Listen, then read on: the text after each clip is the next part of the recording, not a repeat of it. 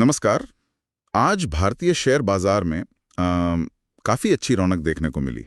हमारे पास 13 अगस्त 2025 की रिपोर्ट है और ये बता रही है कि बाजार ने अच्छी बढ़त दर्ज की है। तो चलिए सीधे समझते हैं कि आज बाजार को किस बात ने ऊपर खींचा और निवेशकों के लिए इसके क्या मायने हैं। जी बिल्कुल। आज की तेजी के पीछे देखिए कुछ बड़े कारण साफ नजर आ रहे हैं। सबसे अहम रहा वो महंगाई के मोर्चे पर जो राहत मिली है। हाँ, वो आंकड़ा आया है आज। जी, जुलाई में खुदरा महंगाई दर मतलब रिटेल इन्फ्लेशन गिरकर 1.6% पर आ गई। ये पिछले 6 सालों का सबसे निचला स्तर है। तो ये बाजार के लिए एक बड़ा ही पॉजिटिव संकेत था। 1.6%? ये तो वाकई काफ़ी कम है। बिल्कुल। और इसके साथ ही वो अमेरिका से भी खबरें अच्छी थीं। वहां भी महंगाई थोड़ी नरम पड़ी है। इससे ना वैश्विक बाजारों को भी सहारा मिला और ये उम्मीद बढ़ गई कि शायद इंटरेस्ट रेट्स में जल्द कटौती देखने को मिल सकती है। अच्छा। तो इन दोनों वजहों ने मिलकर कह सकते हैं बाजार का मूड मजबूत कर दिया। तो ये महंगाई वाला फैक्टर तो काफ़ी बड़ा लग रहा है। अच्छा, तो इस सकारात्मक माहौल का असर फिर आंकड़ों पर कैसा दिखा? मतलब सेंसेक्स और निफ्टी कहाँ बंद हुए? आंकड़े हाँ बिल्कुल कहानी बता रहे हैं। बॉम्बे स्टॉक एक्सचेंज यानी बीएसई का सेंसेक्स 304.32 अंक ऊपर चढ़ा। ओके। प्रतिशत में देखें तो 0.38% और ये 80,539.91 के स्तर पर बंद हुआ। वहीं एनएसई का निफ्टी भी अच्छा चला, 131.95 अंक यानी 0.54% की मजबूती। अच्छा। और निफ्टी बंद हुआ 24,619.35 पर। तो दोनों ही इंडेक्स में लगभग 0.5% की बढ़त रही। एक ठोस रिकवरी कह सकते हैं। तो ये तो हुई बड़ी तस्वीर, मैक्रो फैक्टर्स। अब जरा अंदर चलते हैं। मतलब सेक्टर लेवल पर क्या कहानी रही? कौन से क्षेत्र आज ज्यादा चमके?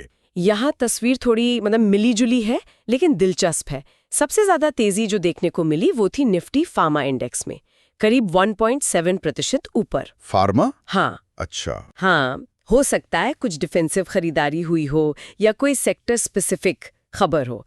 इसके बाद नंबर आता है निफ्टी मेटल का, वो 1.3% चढ़ा।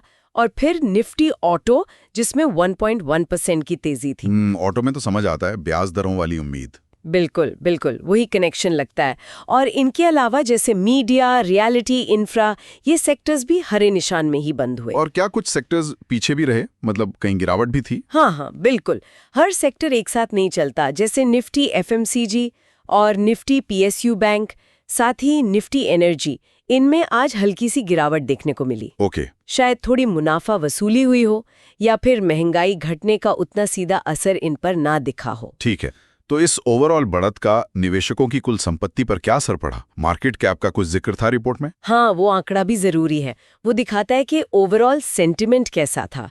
तो बीएसई पर लिस्टेड जितनी भी कंपनियां हैं उनका कुल बाजार पूंजीकरण या मार्केट कैप आज बढ़ गया। कितना बड़ा? ये बढ़कर हो गया 445.51 लाख करोड़ रुपया।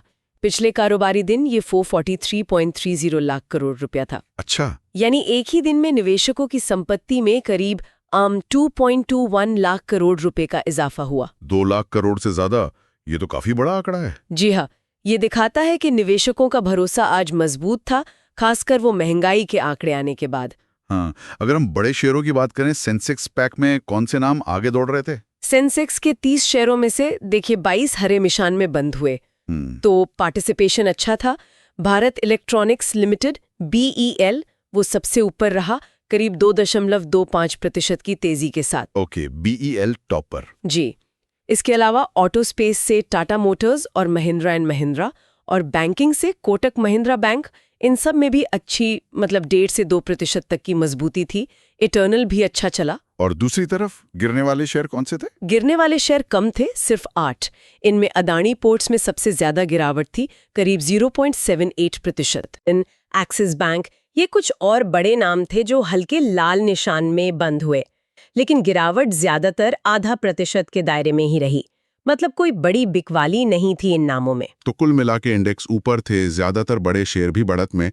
लेकिन बाजार की चौड़ाई, मतलब ओवरऑल मार्केट कैसा था? छोटे मझोले शेयरों का क्या हाल रहा? हाँ, ये एक जरूरी सवाल है। अगर हम बीएसई पर देखें तो कुल 4,246 शेयरों में कारोबार हुआ। इनमें से बढ़ने वाले शेयरों की संख्या थी 2,230 और गिरने वाले शेयर थे 1,861 और 155 शेयर सपाट बंद हुए। तो बढ़ने वाले ज्यादा थे। जी बिल्कुल। तो कह सकते हैं कि बाजार की चौड़ाई यानी मार्केट ब्रेथ वो सकारात्मक थी। ये एक अच्छी बात है।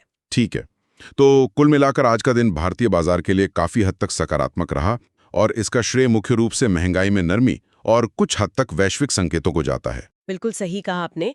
लेकिन एक और आंकड़ा है जिस पर शायद गौर करना चाहिए। आज जहां 109 शेयरों ने अपना 52 हफ्तों का नया हाई बनाया, वहीं 104 शेयर ऐसे भी थे जो अपने 52 हफ्तों के नए निचले स्तर पर पहुंच गए। ओह, ये तो काफी नजदीकी मामला है हाई और लो बनाने वालों का। जी, ये दिखाता है कि जो हेडलाइन नंबर है उनकी तेजी के पीछे भी बाजार में हमेशा एक अंदरूनी खींचतान चलती रहती है। मतलब कुछ हिस्से बहुत अच्छा कर रहे होते हैं तो कुछ दबाव में होते हैं। और ये सोचने वाली बात है कि ऐसे मिले जुले संकेतों के बीच एक निवेशक अपनी रणनीति कैसे बनाता है और कहाँ मौके तलाशता है। बिल्कुल, ये आंकड़ा वाकई सोचने पे मजबूर करता है।